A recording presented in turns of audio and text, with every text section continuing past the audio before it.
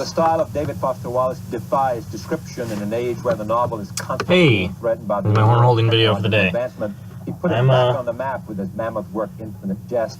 When he is not writing novels, I'm going to be watching an interview with my favorite author for this video. My favorite author is David Foster Wallace. Fun thing I'll never do again is a collection of the pieces he has written. I'll talk over this interview some. It's coming out of the same speaker of the computer that I'm recording into, so I don't know how well my voice is going to come out or the interview is going to come out, but he's my favorite author. He wrote my favorite book, which is Infinite Jest. If anybody gets a chance to read it, it's amazing. And considered it. Well, Dad's been at the University of Illinois since the early '60s, and when Dad first came, he's not alive anymore. Sadly, he killed himself in I think 2005. He was a guy of major stature, and he was nice to Dad. And I think most junior academics, this is what happens: is you find older people in the department whose intellectual approach is congenial to you and who are nice to you, and you kind of but yeah, Infinite Jest is it's like, I know, it's one of the few books I can say is like actually I think changed my life to a certain extent, or at least changed like the way I think about stuff. It's huge. It's over 1,000 pages, and the print is really small, and there's a bunch of end notes. It's really confusing. It's not told sequentially. It's a non-sequential story, so it's sometimes hard to like wrap your head around it. There's a thing at Princeton where but it's amazing. I'll probably reread it one day. But it took me about 6 months to read. I'm not a super fast reader. Like, I'm a strong reader, but I'm not a very fast reader. And it took me forever to read, just because it's so hard. Like, sometimes like I would just get stuck. But I read the last like 200 pages of it in one night, because I was like I'm so close. But the first 800 pages took me about not 6 months, more like 4 months, 4.5. Extremely bored with teaching, and are not very interested in their students, and they're going through the motions, and the students are going through the motions, and there's a weird schizophrenia about higher education, because people are hired to teach, and to teach. If anyone else in the section has read Infinite Jest or read anything by David Foster Wallace, like, please, if you somehow see this video, please let me know, because all I ever want to do is talk about him when I start thinking about him, and no one else I know has ever read anything he's written. Which is extraordinarily hard to do well, the less time spent sort of on your own work. I'm in a good position because I was hired. I didn't have much teaching experience. I was hired because, I write a lot and publish stuff, and that's really all I care about. And I hadn't had much teaching experience, and so you learn a lot right at the beginning. But I'm coming up on, this is my 4th year, and I'm already. So you've kind of burned out, bottomed out, and plateaued.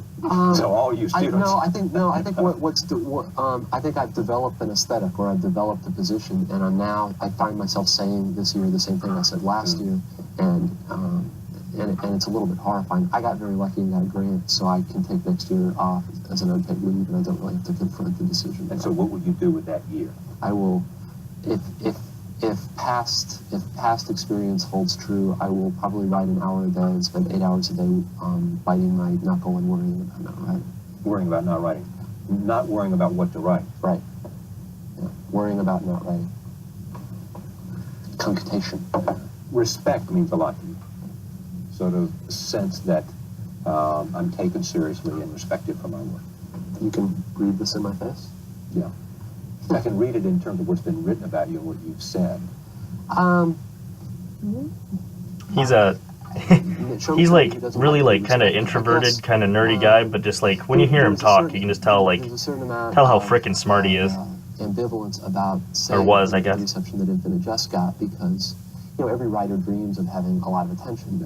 I read Infinite Jest because for a while, it still is to a lesser extent, but it's sort of a meme on the internet.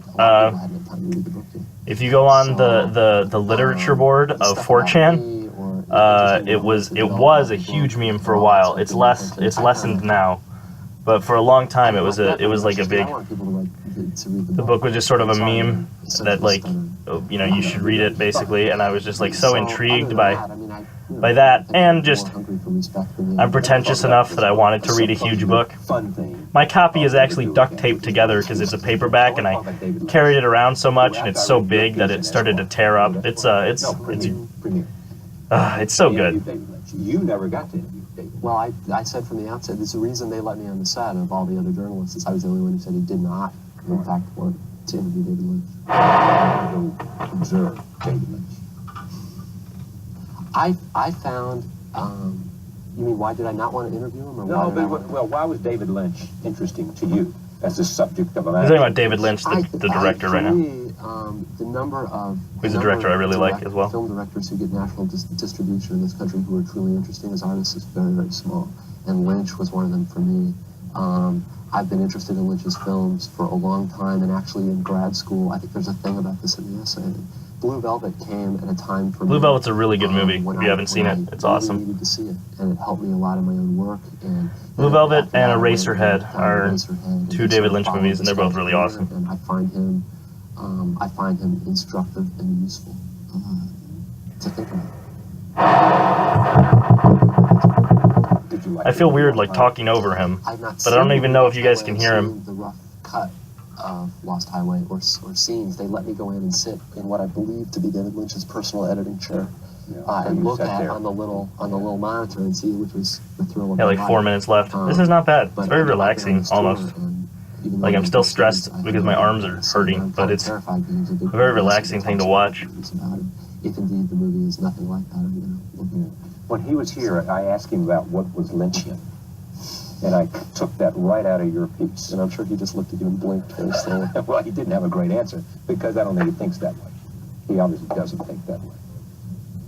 There was, there's a part that kind of does this academic, let's unpack the idea of Lynchian, and what Lynchian means is something about the unbelievably grotesque existing in a kind of union with the unbelievably banal, and then it gives a series of scenarios about what is and isn't Lynchian. Jeffrey Dahmer was borderline Lynchian. Borderline. Well, the refrigerator. And actually what was Lynchian was having the actual food products next to the disembodied bits of the corpse. I guess the big one is, a regular domestic murder is not Lynchian, but if the man, if the police come to the scene and 3 minutes see left. the man standing over the body, and the woman Lord, I hope I get- 50 feet font is undisturbed. I'm getting stronger, I know, but I'm also just getting more tired out every time I do this. I have a calculus exam tomorrow night that I gotta start studying for today.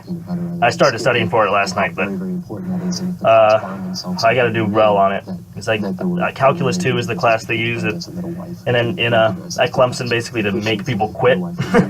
Make people quit studying science and engineering. This weird, So I gotta make sure I pass. Alright, I'm nearing 2 minutes, which will be my arm straight out time again, as I like to do every video. Which is terrain he's been working. Yeah, for real. Infinite Jest. Highly recommend. At least since, Definitely my favorite book I ever. think the failure of Dune was good for his career because it made him understand a system that he didn't want to be part of. what happened to Lynch with Dune, and now I'm getting a lot of this from my research, which was published up. It's not like Alright. Oh god. Oh, this is really bad right now. But Lynch's career for a while had a kind of Richard Rodriguez arc to it. Eraserhead, like El Mariachi, Yeah, right. this enormously cool independent film, and it attracts the attention of people with money. The first one is Mel Brooks, and Brooks hires him to do The Elephant Man. The Elephant Man is a fantastic. Well, Elephant Man's a really good movie film. too. And it's lighting and atmospherics. Nothing else. So anyway, because of that, De Laurentiis hires him. 30 to do seconds Dune. straight out, This then is 1 minute left. Dune at the time is equivalent to what Twister or The Rock would be now. It's this enormous. This is a product. Try not to lean back so much while my arms are straight out. Dune itself, the novel. I don't know if people read it anymore, but it's a tremendously complicated science fiction novel. Anyway, so you don't need an hour long. 10 more seconds straight out. Lynch does the thing. The boy is doesn't shaking. do it all that well, but what really happens is the money men come in and they cut I think 35 minutes out of the movie, and it renders the movie incoherent. I mean, literally incoherent. And it was a huge flop. And I think Lynch ate the flop and decided that what he wanted to do is he wanted to, rule over small films rather than serve large corporate ones. 1 minute left. Not bad at A lot all. of them now, the Cinemax and Fine Line directors, these kind of independents. Who are doing stuff a little out of the mainstream. 40 seconds. National distribution. As far as I can tell, Lynch really pioneered that. I'm hoping he'd talk about his book, but at this interview, he's just been talking about David Lynch for these 10 minutes. So, Films that got a very sorry if you wanted to know more about David Foster Wallace. the best example. which I don't know why you would get that from my horn holding video. That's a weird way to go about it, but if that's your bag. I do like movies. Front row. Okay, me too. English Patient. You're seriously asking me for my I view am, on English of course. Patient? I thought English Patient was an extremely well done, slick commercial movie. I thought it was beautifully lit. I thought, the desert looks like a body. It was I mean, it's David got an Lean for erotic- you. I thought it was like David Lean, Florence of Arabia in some ways. I felt the story. All right, I felt awesome. the story was somewhat Ugh. predictable, and some of the sentimental stuff at the end. I gotta go eat lunch now. Bye.